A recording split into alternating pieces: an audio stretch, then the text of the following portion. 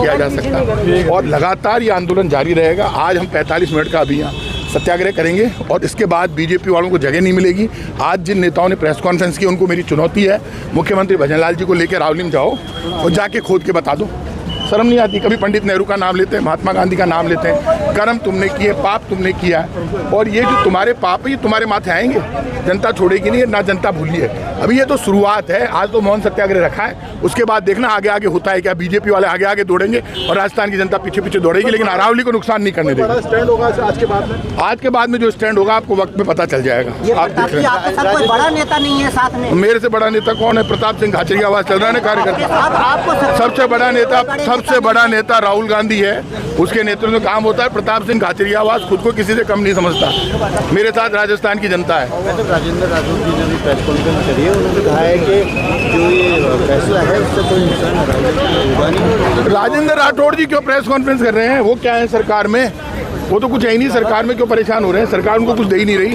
राठौड़ साहब तो हमारे मित्र हैं, लेकिन राठौड़ साहब को पूछ कौन रहा है इस सरकार में? राठौड़ साहब के बयान की कोई वैल्यू ही नहीं है। और ये जो पहले फैसला वापस ले, वो क्या राजेंद्र राठौड़ ये कह रहे हैं क्या फैसला वापस ले रही है भारत सरकार? जब तक फैसला वापस नहीं लेगी तब तक आंदोलन जारी रहेगा। उनका ये भी कहना है कि अशोक गहलोत सरकार में फालतू की बात करते हैं। 2024 में भारतीय जनता पार्टी की सरकार है।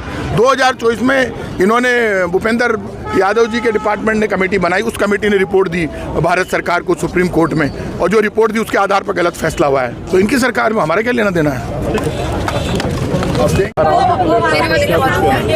देखो, मैं मंजुलता मीणा हूँ। मैं आदिवासी समाज से बिलोंग करती हूँ और आदिवासी समाज जल जंगल जमीन हमेशा जंगलों में निवास किया है। आदिवासी समाज ने जो ये सुप्रीम कोर्ट का जो आदेश है इसके खिलाफ हम हैं और हम हमारी अरावली प्रवर श्रृंखलाओं को नुकसान नहीं पहुंचाने देंगे, क्योंकि प्रकृति से ही इंसान होता है और इंसान से ही प्रकृति होती है। जब प्रकृति से खिलवाड़ होता है तो प्रकृति अपना दुष्प्रभाव दिखाती है। तो अरावली के समर्थन में आज हम प्रताप सिंह खाचरियावास जी के नेतृत्व में निकले। लेकिन प्रतिपक्ष राजेंद्र राठौड़ का कहना है कि 700 NOC अरावली में खनन के लिए पूर्व मुख्यमंत्री अशोक गहलोत जी ने जारी की थी, फिर अब विरोध क्यों? देखो, उस टाइम का मैं नहीं कहना चाहूँगी, लेकिन जो अभी इनके कागजों में जो फिट नहीं हुआ, 90% अरावली की श्रृंखला है 100 मीटर से नीचे के दायरे में। तो बताओ, आज इन पे खिलवाड़ चलता है तो अस्तित्व जल जंगल जमीन भूगोलीय स्थिति गड़बड़ जाती है। आपके दिल्ली वाले एक बयान को लेकर आपको काफी ट्रोल भी जो है बीजेपी की तरफ से किया है। तो बीजेपी के अंधभक्त ऐसे ट्रोल करते हैं और हम इनकी परवाह नहीं करते।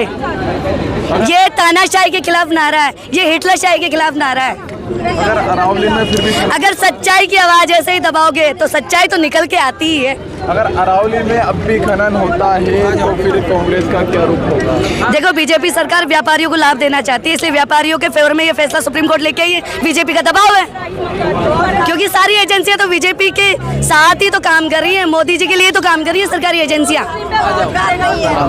मंजुलता मीणा।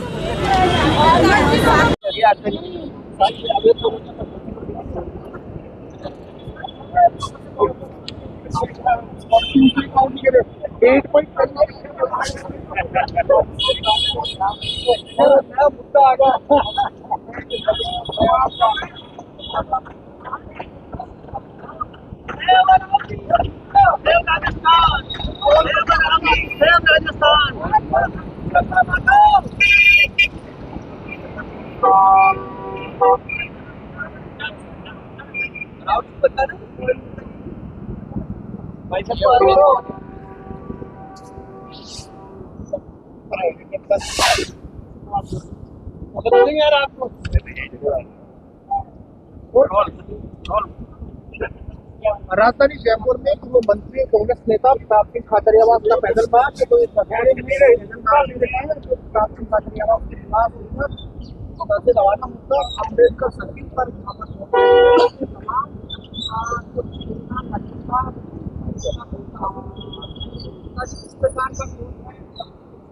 देखिए, अरावली पर्वतमाला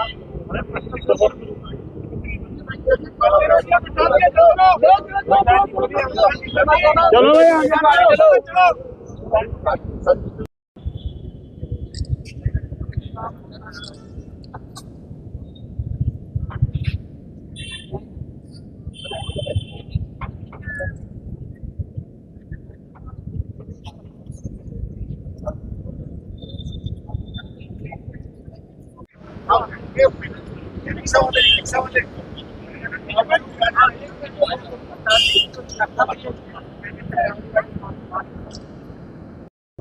भैया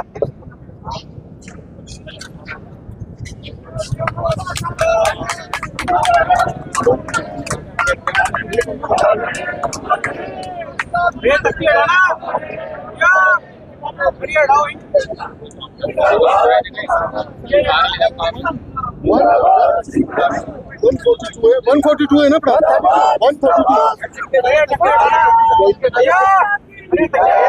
नीचे होता है कैमरे लगे हुए ये जयपुर अम्बेडकर सर्किल